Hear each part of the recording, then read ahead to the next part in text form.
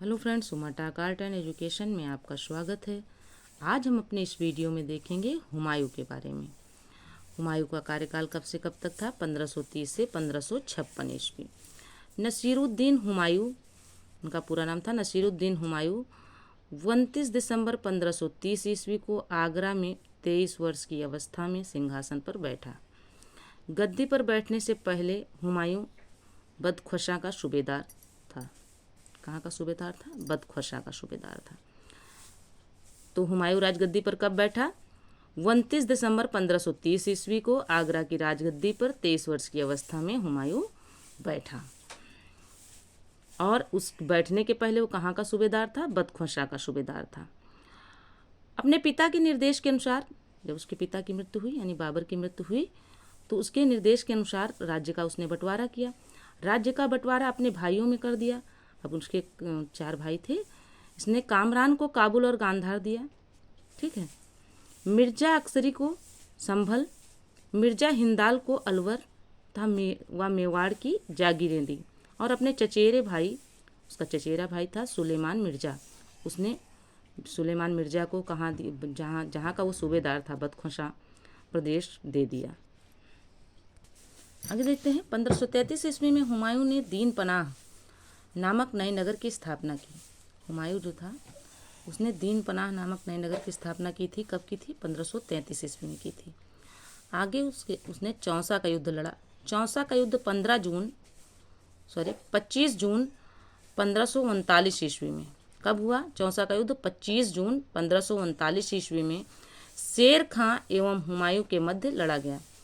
तो चौसा का युद्ध किसके किसके मध्य लड़ा गया था? शेर खां और हुमायूं के मध्य लड़ा गया। कब लड़ा गया? 25 जून 1539 ईस्वी यानी 1539 ईस्वी में लड़ा गया। और इस युद्ध में शेर खां विजयी रहा, यानी हुमायूं हार गया। इसी युद्ध के बाद शेर खां ने शेर शाह की पदवी ग्रहण की। जो शेर खां था उसने किसकी पदवी ग्रहण की? शेर शाह की पदवी ग्रहण की। अब आते हैं बेलग्राम या कन्नौज के युद्ध में। बेलग्राम और कन्नौज का युद्ध, बेलग्राम कहिए या फिर कन्नौज का युद्ध, कभी कभी बेलग्राम के नाम से आता है, कभी कभी कन्नौज के नाम से आता है कि कन्नौज युद्ध कब हुआ था या बेलग्राम का युद्ध कब हुआ था।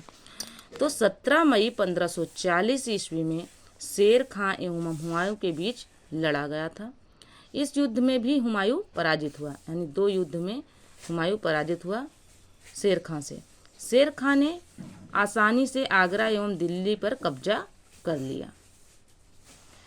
बेलग्राम युद्ध के बाद हुमायूं सिंध चला गया, जहां उसने 15 वर्षों तक घुमक्कड़ों जैसा निर्वासित जीवन व्यतीत किया। किसने? हुमायूं ने। निर्वासन के समय हुमायूं ने हिंदाल के आध्यात्मिक गुरु फारसवासी शिया मीर बाबा दोस्त उर्फ मीर अली अकबर जामी की पुत्री हमीदा बानो बेगम से 29 अगस्त 1541 ईस्वी को निकाह कर लिया। यानी जो हुमायूं थे उनकी पत्नी का क्या नाम था? हमीदा बानो बेगम। कालांतर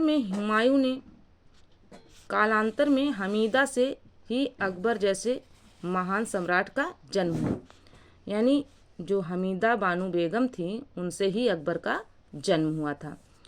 1555 ईस्वी में हुमायूं ने पंजाब के सूरी शासक सिकंदर को पराजित कर पुनः दिल्ली की गद्दी पर बैठा। हुमायूं द्वारा लड़े गए 4 प्रमुख युद्धों का क्रम क्या था, देख लेते हैं। हुमायूं ने देवरा का युद्ध लड़ा 1531 ईस्वी में। चौसा या बेलग्राम का युद्ध, चौसा का युद्ध 1539 ईस्वी में।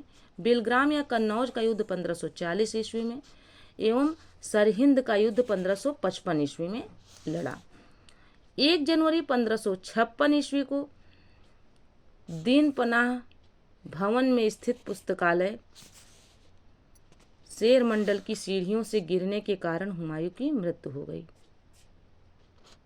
जो दीन पनाह भवन था, पुस्तकालय था, जब वो उससे उतर रहा था तो सीढ़ियों से लड़खड़ाने के कारण वो गिर गया और उसकी मृत्यु हो गई।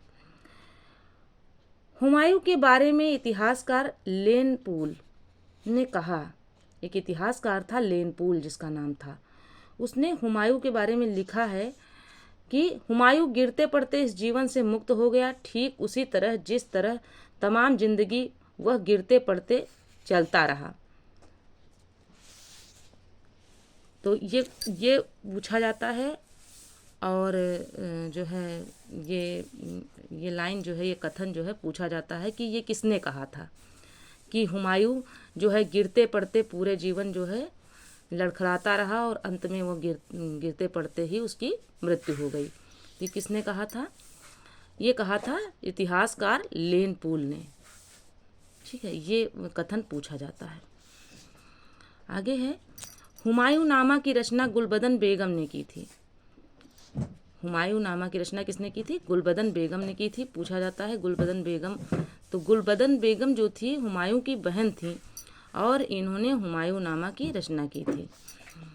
आगे है, हुमायूं ज्योतिषी में विश्वास करता था, इसलिए हुमायूं जो था वो ज्योतिष में विश्वास करता था। तो इसलिए वो क्या करता था, इसलिए इसने सप्ताह के 7 दिन 7 रंग के कपड़े पहनने के नियम बनाए थे। यानी ये ज्योति में विश्वास करता था, तो इसने क्या किया कि जो है जब जैसे ज्योतिषी ने जो कहा तो इसके अनुसार जब ज्योतिष पे विश्वास करता था तो ये 7 दिन में 7 रंग के कपड़े पहनने का इसने नियम बनाया कि हर दिन अलग अलग रंग के कपड़े पहने जाएं। तो फ्रेंड्स, ये वीडियो यहीं तक था। मिलते हैं अगले वीडियो में, तब तक के लिए जय हिंद जय भारत। वीडियो पसंद आए तो चैनल को सब्सक्राइब करें, वीडियो को लाइक करें, अपने दोस्तों में शेयर करें।